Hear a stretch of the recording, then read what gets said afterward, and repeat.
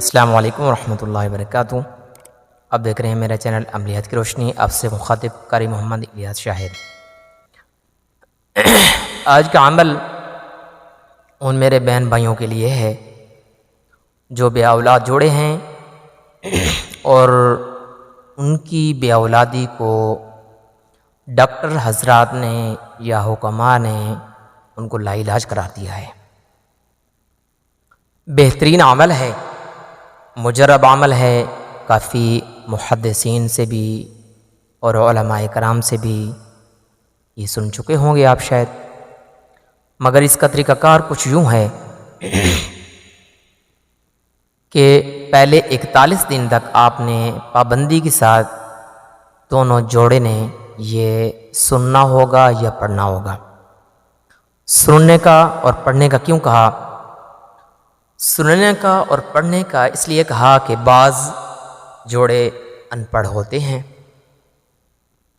ان کے لیے مسائل ہوتے ہیں، پھر وہ واٹس ایپ پہ بار بار رابطہ کرتے ہیں کہ آپ نے یہ عمل تو بتایا مگر ہم پڑھے ہوئے نہیں ہیں۔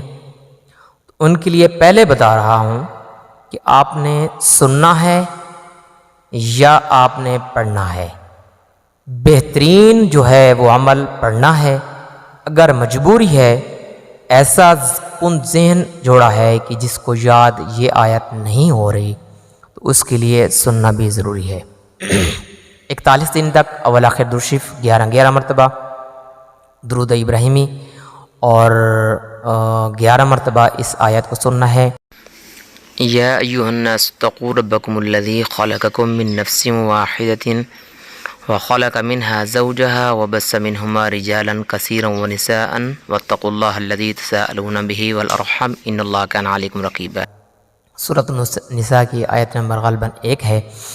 اس کو آپ نے 11 مرتبہ اول آخر درود شریف اور 11 مرتبہ اس آیت کو سننا ہے یا پڑھنا ہے 41 دن تک پابندی کے ساتھ۔ اور پابندی جب 41 دن کمپلیٹ ہو جائیں تو آپ کے لیے بعد میں کیا کرنا ہے؟